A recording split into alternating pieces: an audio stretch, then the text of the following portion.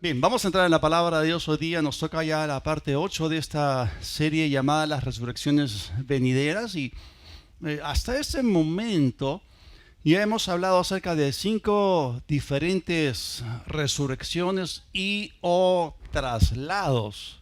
Sin embargo, hay más en camino. Todavía hay resurrecciones que están viniendo, resurrecciones venideras. Ahora, la semana pasada estuvimos hablando acerca de los grandes traslados. ¿Se acuerdan? Hemos hablado de las resurrecciones y traslados que van a tomar lugar durante el periodo de la tribulación. ¿Se acuerdan que les di una lista? Bien, se los voy a volver a presentar, pero aquí estoy haciendo un update, una actualización. Estoy añadiendo un poquito más, ya que puse la base, ya que pueden entender un poquito más, entonces les suelto más, porque el principio de la revelación progresiva está en operación. Bien, esta es la secuencia parcial del programa o desfile de resurrecciones de Dios. La primera, por supuesto, ahí empieza todo, es la resurrección de Cristo. Ahora, 40 días después, ustedes saben que algo ocurrió. Es lo que se conoce como la ascensión del Señor, de ahí desde el Monte de los Olivos, en Hechos el capítulo 1. Entonces, allí tenemos el traslado, porque fue un traslado. Jesús fue trasladado de la tierra al cielo, bien, en su cuerpo glorificado, por supuesto, pero también juntamente con él los santos del Antiguo Testamento que resucitaron inmediatamente después de su resurrección. Lo tercero, lo que aún no ha ocurrido, es el rapto, traslado de la iglesia. Esto es doble en naturaleza, no solamente es una resurrección, es también un traslado. Luego tenemos el traslado de la gran multitud que mencionamos la semana pasada, los 144,000 ganan, y luego tenemos el traslado de los 144,000 mismos a la mitad de la tribulación. Y luego también hemos hablado al final de los 7 años, hemos hablado de la resurrección de los 2 testigos. Bien, ahora quiero comentar algo relevante con respecto justamente a este último punto en la lista, la resurrección de los 2 testigos. Así que vamos a reexaminar el texto que la menciona otra vez en Apocalipsis, el capítulo 11, los versículos 11 y 12. Dice, ¿se acuerdan ustedes que la bestia que sube del abismo hizo guerra contra ellos y los mató? ¿Se acuerdan ustedes que los dejaron ahí en la plaza, en Jerusalén, a la vista de todos y nadie podía tocarlos? Y bueno, después de 3 días y medio, entró en ellos el espíritu de vida enviado por Dios. Imagínense, ¿no? Se levantaron sobre sus pies. ¡Wow! Y cayó gran temor sobre todos los que los vieron. Y oyeron una gran voz del cielo que les decía, ¡suban acá! ¿No? Esta es terminología de raptos en la escritura. Y subieron al cielo. Y noten ustedes este detalle, y los detalles en la escritura no están por gusto. Tienen un significado. Dice que subieron ¿cómo? En un cohete. ¿Ustedes saben cómo fue arrebatado o trasladado Elías? En un carro de fuego, ¿no? Y aquí no fue un platillo volador, por si acaso. Aquí ellos subieron en una nube y sus enemigos los vieron. Ya hemos hablado acerca de esto. Ahora, vamos a enfocarnos en esa frase. Esa frase en una nube es típica y simbólica de las resurrecciones y traslados.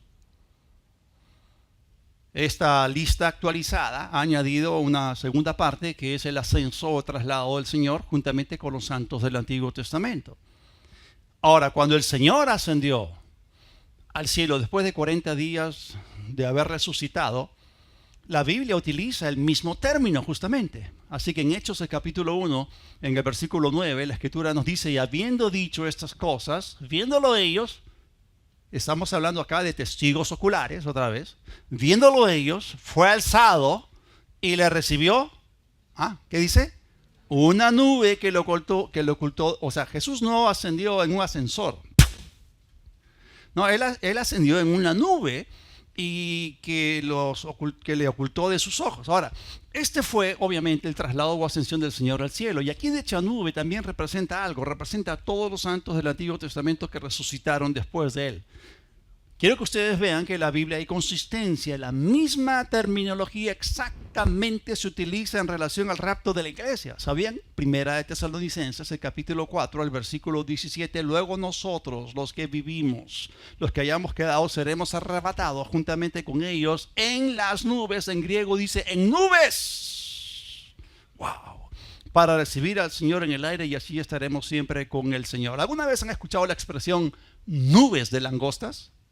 Claro, estamos hablando acerca de multitudes de langostas que arrasan todo lo verde, se lo comen, lo devoran. Estamos hablando de un enjambre de langostas, si se pudiera decir así, que se desplazan en grandes grupos. Pues es interesante porque aquí se nos está diciendo que en el día de la iglesia tendremos la combinación de dos grandes grupos de personas. Todos los santos que durmieron en el Señor, desde Pentecostés hasta el final de la era de la iglesia, y todos los que quedaremos vivos. Seremos tantos que cuando seamos alzados seremos como nubes que ascienden a lo alto. ¡Wow! Ahora, la misma frase se utiliza también con respecto a la segunda venida del Señor. ¿Cuántos de ustedes saben que Cristo viene? Claro, primero viene por su iglesia, acá lo estamos viendo, pero también Cristo viene al final de la tribulación, en lo que se conoce como el día grande y terrible del Señor, la segunda venida de Cristo. Él no viene solo.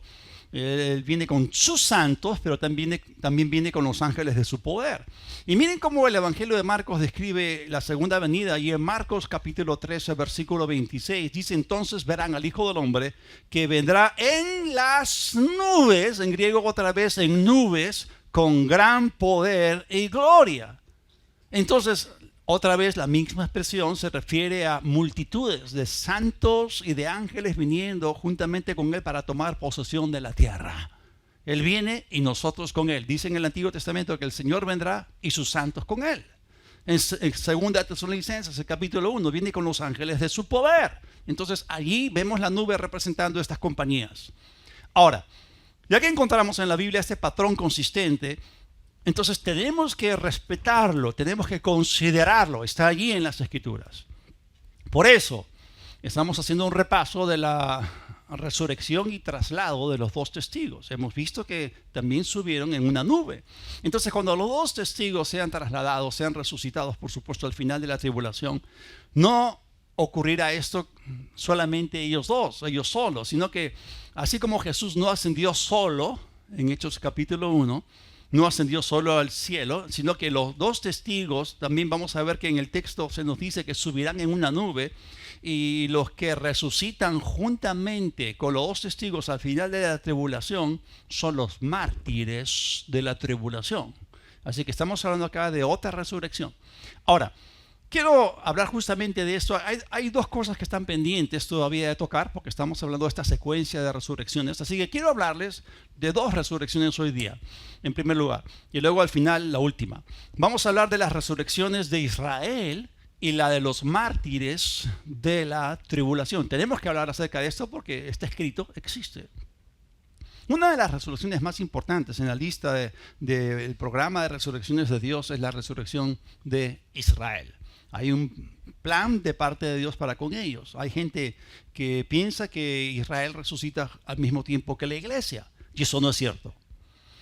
Es apropiado que la resurrección de Israel haya sido profetizada por un profeta del Antiguo Testamento. Y vamos a ver esto. Tenemos que saber separar las cosas, ¿no? Cuando Dios quiere hablarle a su pueblo Israel, le habla a través del Antiguo Testamento. Cuando Dios quiere hablarle a su iglesia, le habla a través del Nuevo Testamento. ¿Tiene sentido para ustedes o no? Ok. Israel no resucita con la iglesia, sino después de ella. ¿Por qué? Porque la Escritura dice que los 144,000, ¿se acuerdan de los 144,000? Son llamados primicias, las primicias de Israel. Cuando son trasladados al cielo, ellos son llamados las primicias de Israel. Esto significa que el resto de Israel va a tener que resucitar después de ellos. ¿Tiene sentido para ustedes o no? Ahora, primicias o primeros frutos. ¿Qué significa esto? Los primeros frutos son los primeros de un tipo o especie. Obviamente aquí estamos hablando acerca de un evento posterior a la era de la iglesia. Ahora, ellos serán los primeros en todo Israel en ser transformados en sus cuerpos después de la era de la iglesia. Por eso la resurrección de Israel no puede ocurrir hasta que estos 144,000 sean resucitados, lo cual ya lo hemos ubicado a la mitad del periodo de 7 años de la tribulación. Por eso en Apocalipsis capítulo 14, el versículo 4, cuando se refiere a ellos, dice: estos fueron redimidos de entre los hombres como primicias para Dios y para el Cordero. Son los primeros de un grupo que se va a completar posteriormente. Bien, así como Jesús resucitó primero, en las primicias, luego hay otras resurrecciones de justos posteriores a la suya. Así que necesitamos entender una cosa: Dios nunca pone juntos a Israel y a la iglesia. Tenemos que entender que Dios clasifica a Israel como una entidad especial y distintiva de la iglesia. En la Escritura vamos a ver cómo Dios divide la humanidad. Hay 3 grandes grupos que la Escritura reconoce. En 1 Corintios, el capítulo 10, en el versículo 32, se nos manda a nosotros: no se tropiezo a nadie. Acá tenemos que el todo es la suma de las partes de la humanidad. No sean tropiezo, en primer lugar, a judíos, ni tampoco a gentiles, ni a la iglesia de Dios. Entonces Dios reconoce 3 grupos de personas en la tierra y Dios tiene un programa específico para cada uno de ellos. Y hay escrituras para cada uno de estos grupos. Por eso nosotros no tenemos que buscar lo que Dios nos dice a nosotros como iglesia en el Antiguo Testamento. Eso lo encontramos en el Nuevo Testamento, particularmente en las epístolas dirigidas a la iglesia. En cambio, lo relativo, todo lo concerniente a Israel, lo vamos a encontrar en los profetas del Antiguo Testamento. Ahora, ¿qué pasó con todos los que caminaron con Dios en el Antiguo Testamento? Estamos hablando acerca de un periodo desde Adán hasta Cristo. Estamos hablando de un periodo de 4,000 años. En esos 4,000 años hubo gente que caminó con Dios. La Biblia habla de Abel, que fue el primer justo, si se puede decir así, y hay una sucesión de personas que caminaron con él. Bueno, todos ellos, quiero decirles, que ya están en el cielo, ¿no? Cuando ellos murieron, ellos descendían en espíritu y alma a un lugar, un compartimiento del Seol o Hades o infierno, conocido como el seno de Abraham. Era un lugar de consolación, de consolación. Al frente tenían mucho calor, había llamas de fuego atormentando a los hombres, ¿no? Aquí, en el seno de Abraham, tenían aire acondicionado, tenían agua, se podían refrescar. Gloria a Dios por eso. Pero bueno, entonces ellos estaban en el seno de Abraham, y cuando Jesús resucitó, ustedes saben que Jesús en espíritu, ¿no?, fue al infierno, y cuando llegó la palabra de Dios del cielo diciendo: mi hijo eres tú, yo te engendro hoy, una luz explotó en el Averno. Y Jesús fue vivificado, Jesús fue justificado, Jesús resplandeció y Él se apareció a los santos del Antiguo Testamento que estaban cautivos allí. La Biblia dice que llevó cautiva la cautividad. Ellos lo vieron a aquel que por el ojo de la fe en el Antiguo Testamento habían visto, habían creído, y ahora en ese momento todos nacieron de nuevo. Y el Señor los sacó del seno de Abraham después de su resurrección. Y como ya hemos visto anteriormente, como 12,000 de ellos se registra en la biblioteca de los padres de la iglesia de antes del concilio de Nicea. Se conoce como los padres de antes de Nicea. Está registrado ahí que dice que como 12,000 de estos santos se aparecieron durante 40 días a la gente en Jerusalén. Y luego ascendieron cuando el Señor fue alzado en una nube y trasladado al cielo. Entonces estos hombres resucitaron con cuerpos físicos que no volvieron a morir. Ellos resucitaron con cuerpos glorificados y ascendieron al cielo con cuerpos glorificados. Ahora, sigamos hablando de la separación entre judíos, gentiles y la iglesia. Por ejemplo, si tú eras un judío y vivías en la época del Antiguo Testamento y eras justo por tu fe en Dios y caminabas con Dios, entonces tú no eras considerado como parte de la iglesia, porque la era de la iglesia aún no había empezado. Pero todo judío que recibe a Jesucristo después de Pentecostés, entonces de inmediato forma parte de la iglesia. Es más, Dios no hace diferencia entre judíos y gentiles. Romanos, el capítulo 10, el versículo 12, con respecto al asunto de la fe, dice: porque no hay diferencia entre judío y griego, o judío y gentil, pues el mismo que es Señor de todos es rico para con todos los que le invocan. Recuerden, cuando nacemos de nuevo, tenemos ya una ciudadanía mayor que la peruana, mayor que la israelí. Nuestra ciudadanía está en lo alto, en los cielos. Somos ciudadanos legales del cielo también. Amén. Bien, ahora, estamos hablando de la resurrección de Israel. Entonces, ¿cuándo es que Israel va a resucitar? Aquí le preguntamos. Hay que preguntarle a un profeta del Antiguo Testamento, por supuesto. ¿Bien? Ahora, Dios estableció el tiempo de la resurrección de Israel en el libro de Isaías. Desde el principio de esta serie hablé acerca del libro de Isaías. En el capítulo 26, los versículos 19 al 21, tenemos acá este primer mensaje de resurrección que es poderoso, donde dice, tus muertos volverán a vivir, los cadáveres se levantarán. Despierten y canten, oh moradores del polvo. O sea, ¿cuál es el cuadro que se está comunicando acá? Imagínate a alguien que está en su tumba y de repente ¡pum!, se levanta, ¿no? Y se sacude el polvo seguramente y comienza a cantar. ¡Wow! Se despierta, vuelve a vivir, ¿no? Y comienza a cantar. Porque tu rocío es como rocío de luces y la tierra dará luz a sus fallecidos. Es otra figura para hablar acerca de esta futura resurrección. Anda, oh pueblo mío. Está hablándole a Israel. Es el profeta que Dios utilizó para hablarles a ellos. Anda, oh pueblo mío, entra en tus habitaciones, cierra tras de ti tus puertas. Escóndete por un breve momento hasta que pase la ira. Y aquí está hablando acerca del periodo de la tribulación. Esta es una clave para ubicarnos justamente cuándo es que va a tomar lugar esta ocurrencia de la resurrección del pueblo judío. Entonces Dios obviamente aquí está hablando acerca de los judíos que estén vivos como los que han fallecido. Esta es una descripción de la gran tribulación y de la segunda venida de Cristo. Versículo 21 lo confirma. Dice, he aquí que el Señor sale de su lugar, esto es en el cielo, desde el cielo para castigar la maldad de los habitantes de la tierra contra Él. Y vamos a ver cómo Dios viene y va a juzgar a las naciones. Entonces la tierra dejará ver su sangre derramada. O sea, cada gota de sangre que fue derramada de gente inocente, la sangre va a dejar la tierra va a dejar que la sangre dé su voz, porque la sangre habla. Entonces dejará ver su sangre derramada, no encubrirá más a sus asesinados. Todo esto va a salir a la luz. Entonces, Israel, acuérdense que hay un propósito de parte de Dios con Israel. ¿Se acuerdan ustedes del Tikkun Olam? El ser mejoradores del mundo. Israel resucitará para vivir en la tierra en el milenio mientras demuestra el propósito original de Dios. Es decir, la plenitud de lo que Dios quiso, de la intención original de Dios para con su pueblo Israel, se va a ver en el tiempo del milenio. Eso va a ser tremendo. Vamos a ver a Israel resplandeciendo en el milenio. Ahora, el Mesías entonces va a gobernar el mundo inmediatamente después de la resurrección de Israel. Tanto así que el conocido erudito judío Arnold Fruchtenbaum, en su libro Israelología, afirma que la resurrección de Israel ocurrirá inmediatamente después del periodo de la tribulación, al final de los 7 años, al final del tiempo de angustia para Jacob.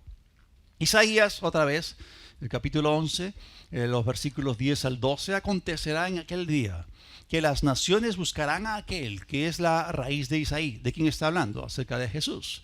Y que estará en pie como una bandera para los pueblos y su morada será gloriosa. Está hablando acá del reinado del Mesías por 1000 años sobre la tierra. Asimismo, acontecerá en aquel día que el Señor volverá a poner su mano para recobrar el remanente que habrá quedado de su pueblo. Sigue hablando acerca de los judíos, desde Asiria, Egipto, Patros, Etiopía, Elam, Sinar, Hamat y las cosas del mar. Versículo 12, él levantará bandera para las naciones y juntará a los desterrados de Israel. Reunirá a los dispersos de Judá desde los 4 extremos de la tierra. Entonces, acá estamos viendo la restauración de los judíos en su tierra, en la extensión territorial que Dios juró a Abraham con su mano derecha levantada. Y esto se iba a cumplir en su descendencia.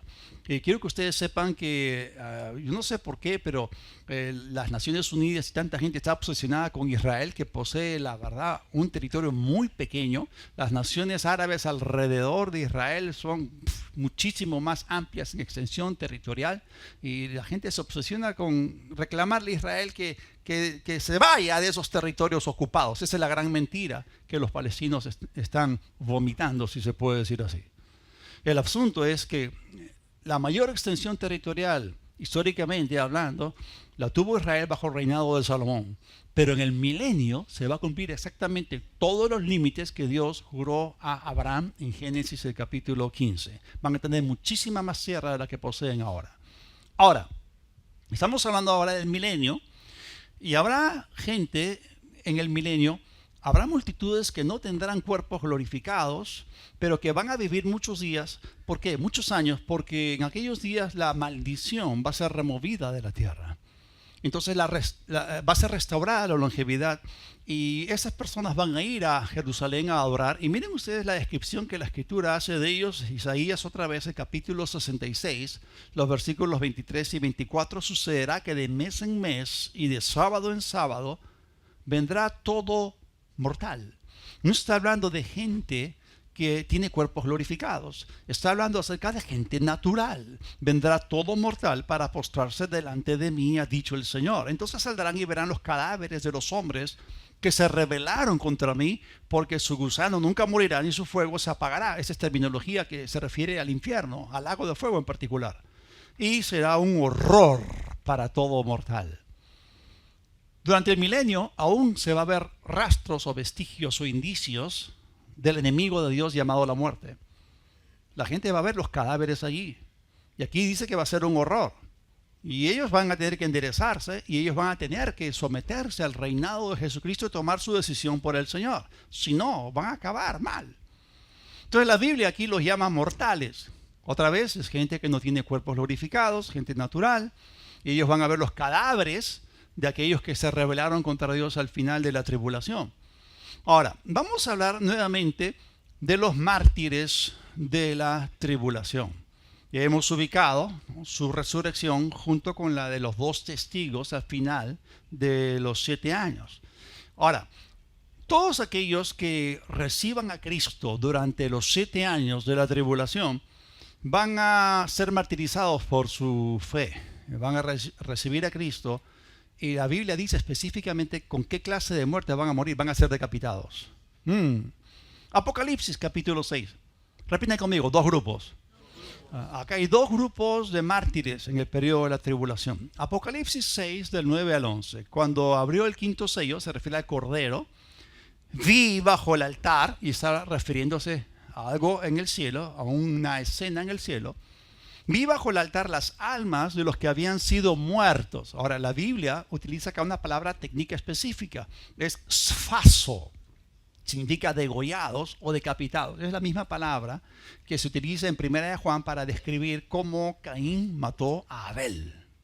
¿Alguna vez han leído en Romanos capítulo 8 que la gente nos ve como ovejas para el matadero? ¿No? Y es la misma palabra. Tiene que ver con degollar, tiene que ver con decapitar. Entonces dice que vi bajo el altar las almas de los que habían muerto, siendo degollados o decapitados, por causa de la palabra de Dios y el testimonio que tenían. O sea, ellos estaban en el cielo en espíritu y en alma. Y estaban clamando a Dios. ¿Y cuál era su petición? ¿Qué es lo que estaban diciendo cuando alzaban la voz delante de Dios? Diciendo, ¿hasta cuándo, Señor Santo, justo, verdadero, no juzgas y vengas nuestra sangre en los que moran en la tierra? Escúchenme bien, los han matado brutalmente. Esa palabra sfaso tiene un montón de significados y significa matar brutalmente. Bueno, entonces se les dieron, versículo 11, vestiduras blancas y se les dijo que descansasen todavía un poco de tiempo. Quiero que ustedes entiendan, si alguna vez han leído 2 Corintios capítulo 5, el apóstol Pablo dice que cuando uno muere, ¿no? Es como que cuando el espíritu y el alma salen del cuerpo, es como uno se siente incompleto. Porque el hombre total, espíritu, alma y cuerpo, necesita estar vestido. Entonces, la Biblia utiliza esta terminología de ser revestidos, ¿no? Y la Biblia dice que estamos ahorita rodeados de debilidad, pero un día seremos revestidos de poder, hablando acerca de nuestro cuerpo glorificado. Bien, entonces, cuando una persona está solamente en espíritu y en alma, es como que está, entre comillas, desnudo. Y acá se le dieron vestiduras blancas temporales y se les dijo que descansase todavía un poco de tiempo. Y esto viene con un hasta qué. ¿Hasta qué? Hasta que se completara el número de sus consiervos y hermanos que también habían de ser muertos como ellos. ¿Cómo? Decapitados, degollados, brutalmente. Entonces aquí está hablando de un segundo grupo de personas que aún no habían muerto. Entonces, acá se está refiriendo, obviamente, hasta que se completen los 7 años del periodo de la tribulación, hasta que se completase el grupo de mártires de la tribulación. Entonces aquí vemos a este primer grupo de mártires reclamando o pidiendo a Dios, clamando por sus cuerpos glorificados, pero Dios se les dice, espérense un poquito más hasta que se complete el número de los que tienen que ser martirizados. Entonces acá vemos 2 grupos de mártires en el periodo de la tribulación, lo que también se conoce como la semana número 70 de Daniel. Tenemos acá los que mueren en la primera parte del periodo, esos son los 3 primeros años y medio, y los que mueren en la segunda parte, que es conocida como la gran tribulación. Entonces la escritura nos dice claramente, si ustedes han leído seguramente el capítulo 7, el capítulo 7 de Daniel, la Biblia dice que a la bestia o al anticristo se le dará el poder para hacer guerra contra los santos y vencerlos. Y es justamente esto.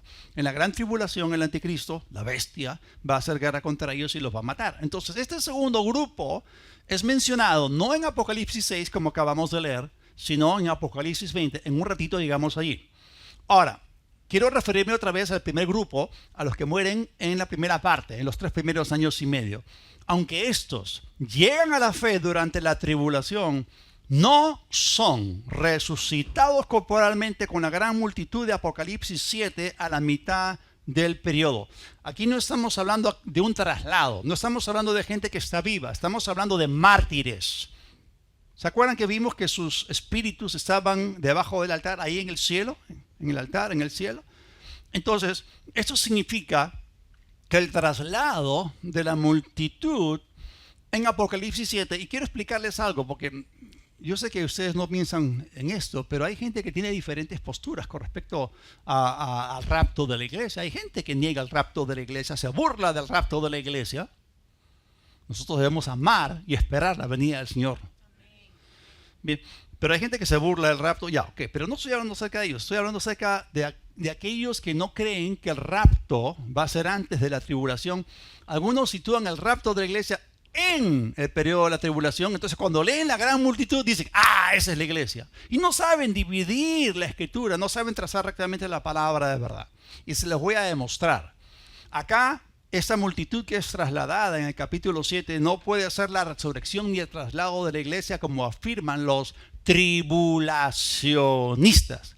Que sean atribulados los tribulacionistas. Bueno, no, porque en Primera de Tesalonicenses, el capítulo 4, se nos dice claramente, y hay un orden. ¿Cuántos saben que Dios es un Dios de orden? El orden en Primera de Tesalonicenses 4 es que los muertos en Cristo resucitan antes que los santos vivos sean arrebatados. Pero aquí, cuando estamos situados, después de la era de la iglesia, en el periodo de la tribulación, notamos que el sentido es completamente inverso. Primero los vivos son trasladados, la gran multitud es arrebatada. Pero lo que vemos más adelante es que 3 años y medio después, todos los muertos, todos los mártires son resucitados. Es al revés que la figura del rapto, traslado de la iglesia. Ahora, esos creyentes son resucitados corporalmente justo antes de la segunda venida de Cristo para que puedan experimentar su reinado milenial. Ahora sí, les voy a hablar acerca del segundo grupo de mártires, los que mueren en la época del anticristo. Apocalipsis capítulo 20, versículos del 4 al 6. Y vi tronos, y se sentaron sobre ellos, y se les concedió hacer juicio. Y vi las almas de los degollados, esa es la forma en que murieron, por causa del testimonio de Jesús y por la palabra de Dios. Ellos, y miren, porque esto no se puede decir con respecto a los 3 primeros años y medio, porque el sistema de adoración a la bestia todavía no estaba en vigor. Estamos hablando de la segunda parte de la tribulación conocida como la gran tribulación, donde el anticristo rompe su tratado de paz con Israel y él se autoproclama a sí mismo Dios. Elimina todo tipo de religión y él establece su propio culto. Dice que estos mártires no habían adorado a la bestia, ni a su imagen, ni tampoco recibieron su marca en sus frentes ni en sus manos, y ellos volvieron a vivir. En otras palabras, se está hablando de muertos, está hablando de gente que fue degollada, que fue decapitada. ¿Y qué significa entonces la frase volvieron a vivir? Resucitaron. acá tenemos una resurrección. Ellos resucitaron, como dice aquí, volvieron a vivir y reinaron con Cristo por 1000 años. Entonces ellos han tenido que resucitar antes del inicio del milenio. Está hablando acerca de esa clase de muertos. Pero en el versículo 5 encontramos otra compañía de muertos, físicamente hablando. Pero los demás muertos no volvieron a vivir. Traducción, no resucitaron. Ahora los demás muertos son todos aquellos muertos impenitentes, todos los impíos, todos los malvados, todos los que se rebelaron en contra de Dios, todos aquellos que rehusaron recibir a Cristo. Los demás muertos no volvieron a vivir. ¿Hasta cuándo?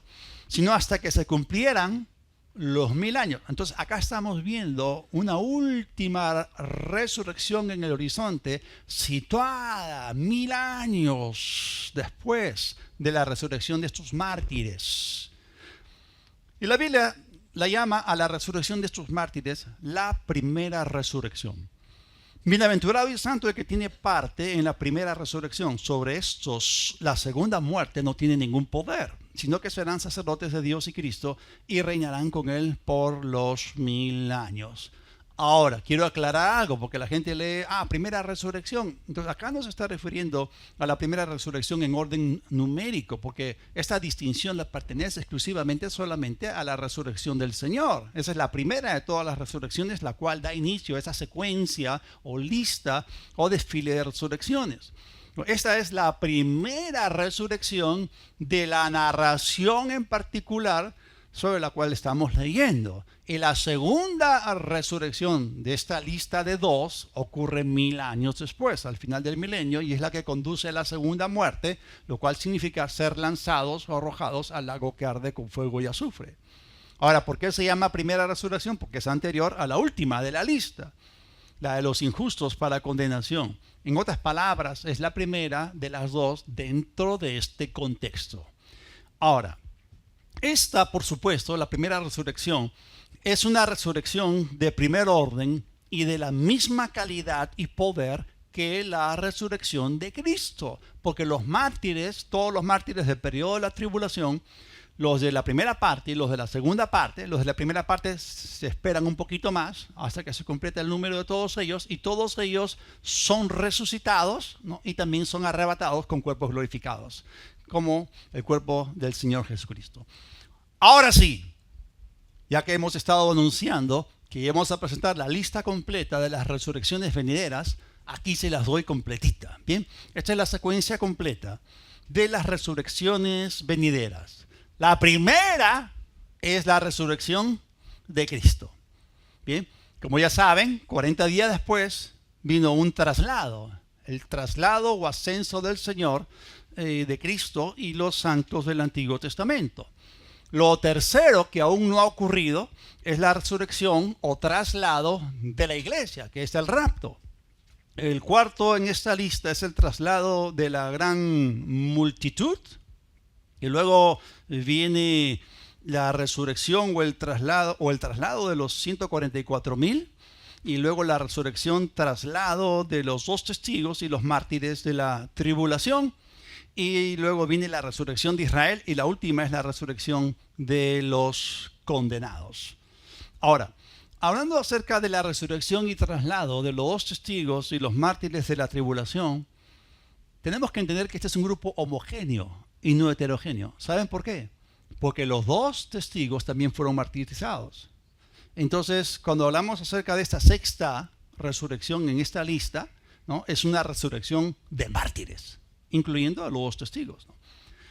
Ya saben, la séptima en la lista es la de Israel, y luego viene la resurrección de los condenados. Ahora, si nosotros pensamos las cosas fríamente y hacemos un recuento desde el rapto de la iglesia, ¿no? Luego viene el traslado de la gran multitud, y luego viene el traslado de los 144,000, y luego la resurrección, traslado de los 2 testigos y de la multitud de mártires. Y si juntamos con esto la resurrección de Israel, vamos a encontrar que en un breve lapso de un poco más de 7 años, Dios resucitará a miles de millones de personas en 5 movimientos majestuosos, Gloria a Dios. En un periodo de un poquito más de 7 años. Una resurrección, un traslado tras otro. ¡Pa, pa, pa, pa! ¡Wow! ¡Qué tremendo! Así que otra vez vuelvo a decirlo, como ya expliqué antes, cuando hablábamos acerca de lo que creía Marta, la hermana de Lázaro y los demás judíos de su época. No se trata de una sola resurrección general como creían los judíos del primer siglo, sino se trata de lo que hemos estado diciendo desde el principio, de una secuencia de resurrecciones viniendo una tras otra. Hermanos, el mundo no va a poder ver ni entender lo que está a punto de suceder. Hay cosas tremendas en el horizonte esperándonos que Dios va a hacer. Entonces ellos no entienden este asunto de las resurrecciones venideras. Pero todos aquellos que participen en la primera resurrección serán, todos los que no participen en la primera resurrección serán juzgados ante el trono, el juicio del trono blanco, el gran trono blanco al final del milenio. Ellos van a ser resucitados, no con cuerpos glorificados, y luego van a ser lanzados al lago que arde con fuego y azufre, que es la muerte segunda. Y es aquí donde nuevamente, al final de todo eso, tenemos que volver a hablar acerca del último enemigo destruido. Como ya hemos estado diciendo desde el principio, el objetivo final de la obra, de la gran obra redentora de Cristo, es la eliminación de la muerte de una vez por todas. ¿Se acuerdan ustedes? 1 Corintios, el capítulo 15, los versículos 25 y 26, porque es preciso que Él reine, ¿no? Y Él va a reinar por 1000 años hasta que haya puesto a todos sus enemigos debajo de sus pies. Y vamos a ver esto uno tras otro. Y vamos a darles una lista de enemigos que van a caer, que van a ser destruidos y eliminados. Y el postrer enemigo, el último en la lista, que será destruido es la muerte. Miren, a veces nosotros estamos tan encerrados, atrapados, haciendo la obra de Cristo en la era de la iglesia, que no miramos más allá y no miramos el cuadro, el panorama completo, y no observamos aquello que Dios va a hacer en su gran obra general, ¿no? Nosotros algunas veces solamente miramos la pequeña parte de su plan. Pero en el gran esquema de Dios, y lo hemos venido diciendo desde el principio, está incluida la eliminación de la muerte de una manera definitiva. La Biblia habla de la destrucción de la muerte. En el comentario de Adam Clarke dice lo siguiente: la muerte no es derrotada por una reprensión. La única manera posible de erradicar la muerte es mediante una resurrección general. Y estoy hablando acá de una resurrección de toda la raza humana. Escúchenme bien.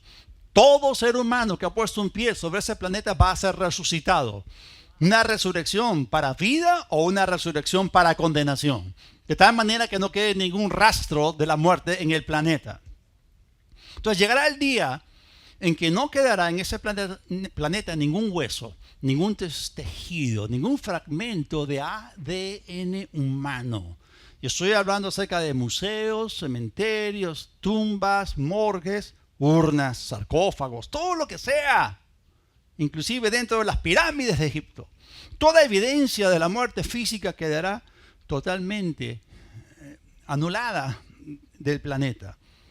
Porque si quedase un solo cuerpo humano muerto en la tierra o en el mar o en cualquier otro lugar de la tierra, entonces la muerte podría jactarse de su victoria. Pero el que se jacta al final es Dios y no la muerte, porque se tiene que cumplir lo que está escrito. Cuando Dios se burla de la muerte, mediante las siguientes palabras: 1 Corintios capítulo 15, versículo 55. ¿Dónde está, oh muerte, tu aguijón? ¿Dónde, oh sepulcro, tu victoria? ¿Dónde? En ningún lugar, no va a existir. Va a borrarse todo rastro. Sin embargo, la evidencia de la muerte física estará ahí presente en la tierra, incluso cuando Cristo gobierne 1000 años. Porque habrá en el milenio rastros o vestigios de la muerte. ¿Se acuerdan ustedes de esos hombres mortales en el milenio? Van a ver las tumbas de la gente impía que se rebeló en contra de Dios. Van a ver los huesos.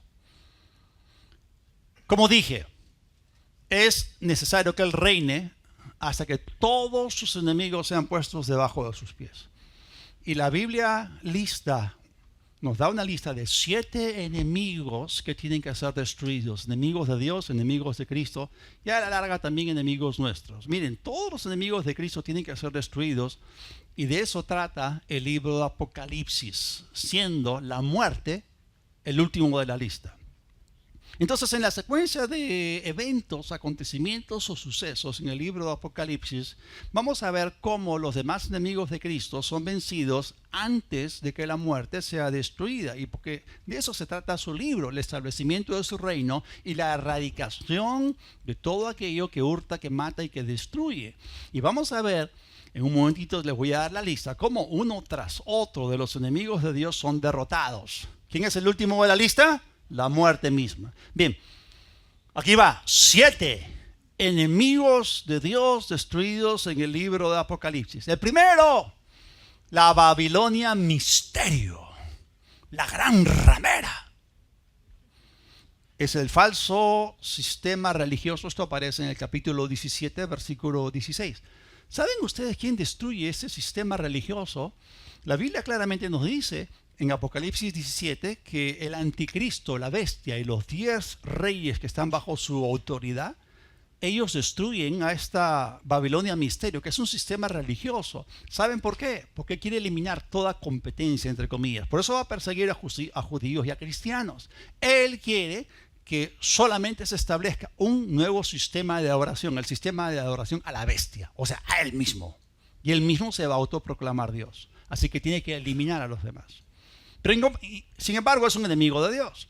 Bien, el segundo en la lista es Babilonia.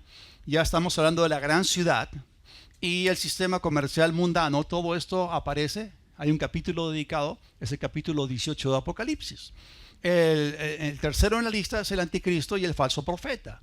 Esto aparece en el capítulo 19, versículo 20. ¿Y quién los destruye a ellos? Cristo mismo lo hace. Y no mueren físicamente, sino que son lanzados de frente, ¿no? Vivos a un lago que arde con fuego y azufre, a la gran sopa. Ellos la inauguran. El cuarto en la lista son los reyes de la tierra y sus ejércitos.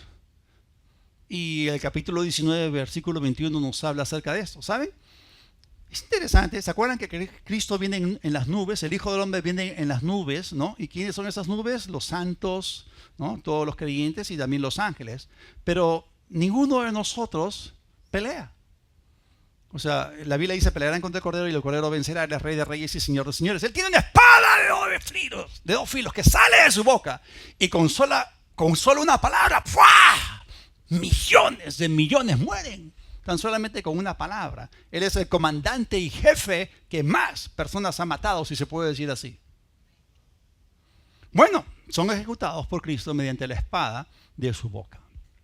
En la lista, y esta lista continúa, vemos que el quinto enemigo es Satanás mismo. Es arrojado al abismo durante 1000 años. Es apresado allí, Apocalipsis 20, del 1 al 3. Y luego, finalmente, es lanzado al lago de fuego. Aparece en el capítulo 20, en el versículo 10. Y ahí se le va a hacer compañía a la bestia y al falso profeta. Luego, en la lista vienen los rebeldes que nacen durante el reinado de 1000 años de Cristo y que seguirán a Satanás al final del milenio. Apocalipsis 20, versículos 7 al 10. Uno podría pensar, ¿cómo es eso, no? Vivir 1000 años bajo el reinado perfecto, precioso del Señor Jesucristo, en una paz universal, una prosperidad tremenda, no hay maldición, los animales no atacan al hombre. Y ahí la naturaleza florece. No hay contaminación ambiental, hay una paz. Pero aún así hay gente en sus cuerpos naturales que no van a tomar una decisión por Cristo. Y cuando Satanás sea soltado del abismo, va a engañar a las naciones. Y se van a juntar, hermanos, y van a atacar la ciudad santa Jerusalén. Pero fuego va a caer del cielo y los va a consumir. Aún así, la insensatez del hombre, a pesar de ver al líder perfecto, al ver la integridad, la decencia, la justicia, la equidad, la bondad misma, al ver el amor del Señor, aún así se van a rebelar en contra de Él. Qué insensatos. Ellos van a perecer también. Y luego el último, el séptimo en la lista, es la muerte. La muerte es el último enemigo de Dios y del hombre que será destruido. Regresemos a Apocalipsis capítulo 20. los versículos del 11 al 15. Y vi un gran trono blanco. ¿Cuántos nos vamos a encontrar ahí frente al trono blanco? No digan amén, porque este es el juicio para impíos. Nosotros vamos a pasar por el tribunal de Cristo después del rapto, donde se va a evaluar, ¿no?, y cuáles van a ser nuestras recompensas según lo que hicimos mientras estábamos en el cuerpo. Pero este gran juicio del trono blanco es para los pecadores, es para los muertos espiritualmente. Vi un gran trono blanco y al que estaba sentado en él, delante del cual huyeron la tierra y el cielo. ¡Wow! Y ningún lugar se encontró para ellos. Y vi a los muertos, a esos muertos que van a entrar en la segunda muerte. Vi a los muertos, grandes y pequeños, de pie ante Dios, y los libros fueron abiertos. Y otro libro fue abierto. El primer libro tiene que ver con las obras de ellos, y el segundo libro es el libro de la vida del Cordero. El libro de la vida. Y fueron juzgados los muertos por las cosas que estaban escritas en los libros según sus obras. Y aquí encontramos una resurrección, que es la última, la octava en la lista. Es la resurrección de los pecadores. Y el mar entregó los muertos que había en él. Y la muerte y el Hades entregaron los muertos que había en ellos. Y fueron juzgados cada uno según sus obras. Y la muerte y el Hades fueron lanzados al lago de fuego. ¿Qué tal mudanza masiva? ¡Wow! Esta es la muerte segunda. Y el que no se halló inscrito en el libro de la vida fue lanzado al lago de fuego. Así que este es el último de los juicios, es el juicio del gran trono blanco. Y todos los que lleguen ahí estarán, escúchenme bien, por su propia decisión de rechazar categóricamente al Señor. Ahora, en esta etapa, los únicos cadáveres que quedan en la tierra pertenecen a los impíos muertos. Esta es la segunda resurrección. Y en esta segunda resurrección no resucita ningún justo, solamente los pecadores. Obviamente no reciben cuerpos glorificados, pero son cuerpos eternos, que se van a corromper conforme son atormentados. Entonces piensen en esto. Estos muertos son resucitados y son arrojados corporalmente al lago de fuego, de tal manera que no exista rastro alguno de muerte en ningún lugar del planeta Tierra.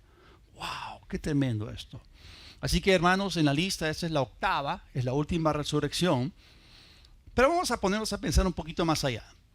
El 8 en las Escrituras es el número del nuevo comienzo, de nuevos inicios.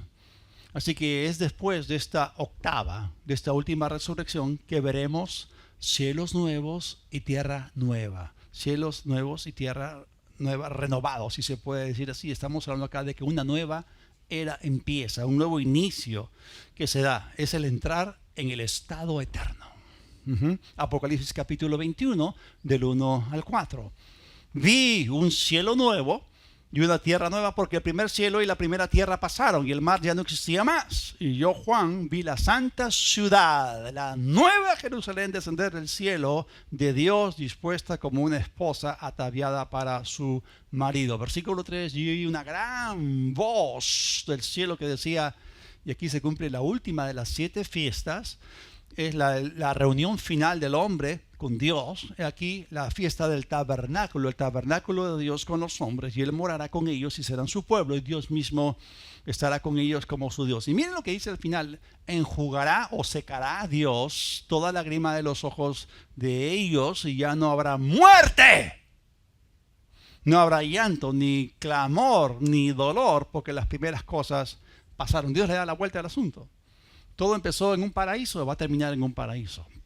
Así que hasta este punto hemos sido capaces de identificar un total de 8 resurrecciones, empezando con la resurrección del Señor. 7 de ellas son para gente justa. La octava, una de 8, es para gente injusta. Ahora, vamos a jugar un poquito con números para que ustedes vean cómo la Biblia tiene precisión. Algunos contrastes interesantes entre las resurrecciones pasadas y las venideras. Como ustedes saben, hubo 3 resurrecciones en el Antiguo Testamento, efectuadas por 2 profetas, por Elías y por Eliseo.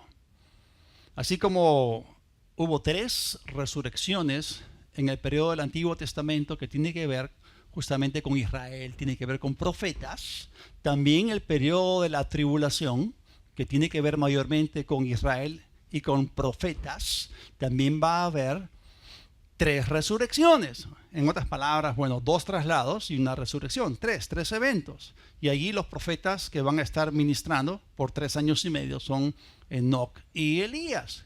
Ellos van a llevar a cabo su ministerio. Ahora, es interesante, quiero hablarles un poquito sobre Enoc y Elías. ¿Cuántos de ustedes saben que esos 2 hombres fueron trasladados al cielo en el Antiguo Testamento? Pero luego, ¿no?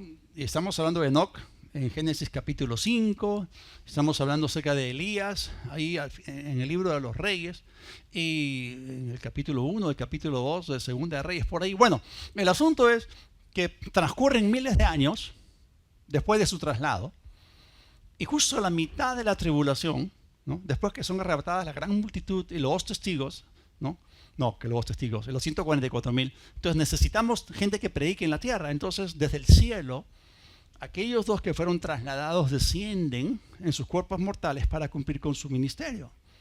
Y ellos serán intocables durante 1260 días que dure su ministerio. Después de 3 años y medio, un ángel caído viene y los mata.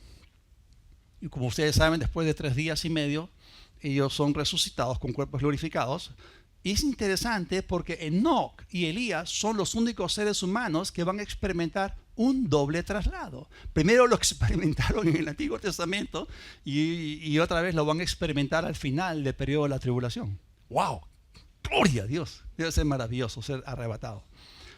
Ahora, ustedes también deben saber que en el libro de Hechos hay 2 resurrecciones y son parte de la era de la iglesia. ¿Se acuerdan cómo Pedro resucitó a Dorcas, a Tabita y Pablo a Eutico?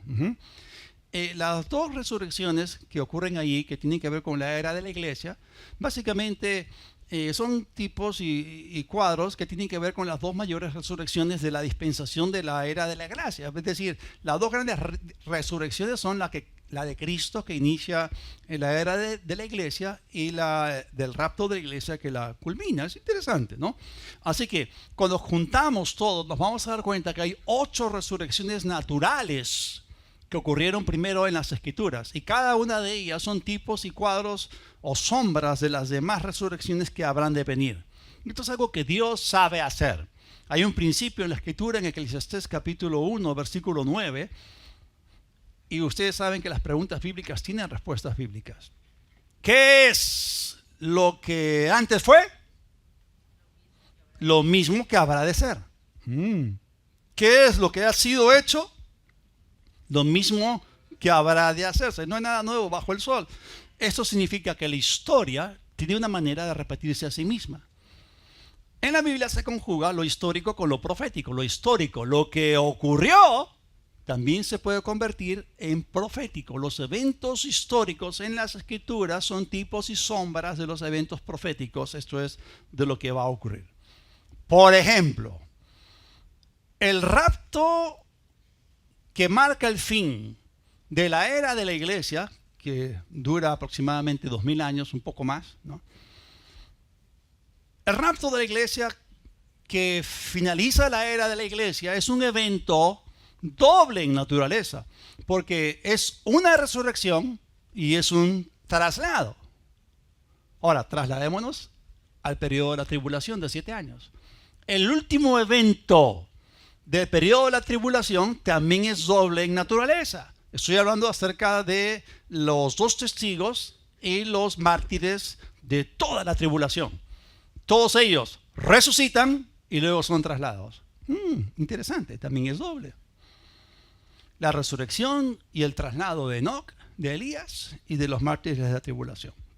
Entonces, cuando uno se acerca a la Escritura, teniendo este concepto de Eclesiastés 1:9 en mente, vamos a darnos cuenta de varias cosas, ¿no? Todo lo malo que vemos hoy día en la tierra puede que nos distraiga, puede que nos desanime, pero detrás de todo hay un gran Dios que ya vio la película completita, que hay un Dios que revela el fin desde el principio. Ustedes saben que la Biblia está más adelantada que el periódico de mañana. Dios recuerda el futuro. Entonces hay un gran Dios obrando hasta el punto de que vamos a llegar al momento en que le va a dar la vuelta a todo. Y el gran perdedor será Satanás.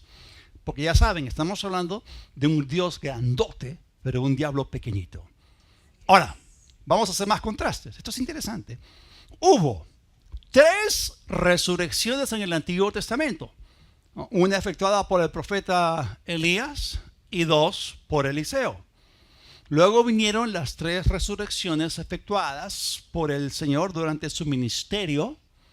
Y hubo dos más en el libro de Hechos efectuadas por Pedro y por Pablo. Acá hay una secuencia. 3, 3, 2. Repitan conmigo. 3, 3, 2. Eso nos lleva a un total de 8 resurrecciones naturales. Es decir, cada uno de ellos volvió a la vida en sus mismos cuerpos mortales. Ahora, esto es importante, existen 8 resurrecciones venideras que corresponden a las 8 anteriores. ¿Cuáles son? La del Señor, la cual inicia la era de la iglesia, seguida por su ascensión junto con los santos del Antiguo Testamento y seguida por el rapto de la iglesia que la culmina. ¿Cuántas son? 3. Luego vienen las 3 resurrecciones del periodo de la tribulación. ¿Cuáles son? La de la gran multitud, la de los 144,000 y la de los 2 testigos junto con los mártires de la tribulación. Y las últimas 2 resurrecciones ocurrirán cuando Cristo esté presente en la tierra. Eso es la resurrección después de la segunda venida de Cristo, ¿no? Es la resurrección de Israel después de la segunda venida de Cristo y la de los injustos para condenación al final del milenio. Otra vez que tenemos la secuencia 3, 3, 2. Termino con esto. 8 antes y 8 después. Un paralelo perfecto y un círculo completo. Él es, en efecto, el Dios del círculo, del ciclo o del circuito completo.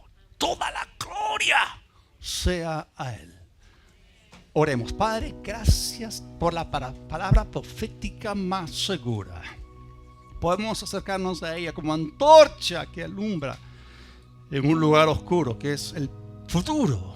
Pero sabemos que tu Espíritu Santo nos guía a toda la verdad y nos hace saber las cosas que habrán de venir. Señor, te adoramos y te alabamos por las resurrecciones venideras. Señor, hasta ahora de esa lista de 8 solamente ha ocurrido la tuya y tu ascensión, por supuesto. Y esperamos, Señor, que tú nos levantes con poder. Amamos tu venida. Ven pronto, Señor Jesús.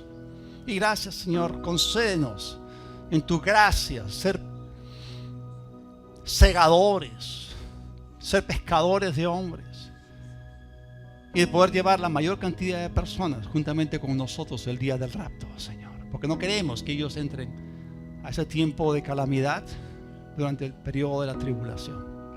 Te agradecemos por tus misericordias y maravillas sobre cada uno de nosotros. Tú no quieres que ninguno perezca, sino que todos procedan al arrepentimiento. Y tú eres un Dios que nos da múltiples oportunidades y tenemos que aprovecharlas. Gracias, Padre, por lo que hemos aprendido y seguiremos aprendiendo. Te damos la gloria por todo en el nombre de Jesús. Amén. Todavía nos queda una parte más en esta serie, pero si aún no has recibido a Cristo, hoy es el día de salvación. Alguna vez, hace algunos años, cuando vino la primavera árabe y se levantaron grupos terroristas como Al-Qaeda, ISIS, etc., ¿alguna vez vieron un video en las noticias acerca de que agarraban a cristianos y los decapitaban en tiempo real? Bueno, esto no es para poner temor a nadie, pero yo acabo de leer lo que dice la Escritura. Si tú recibes a Cristo en la primera o en la segunda parte, sobre todo en la segunda parte de la tribulación, eso te puede costar la cabeza. Y no es una forma muy agradable, ¿no? O una experiencia muy agradable después de nuestra conversión, ¿no? Hoy día tenemos la oportunidad para recibir a Cristo sin ningún tipo de amenaza de decapitación y disfrutar de lo que significa lo último que queda de la era de la iglesia y crecer en el Señor. Si aún no has tomado dicha decisión, hoy es el día de salvación.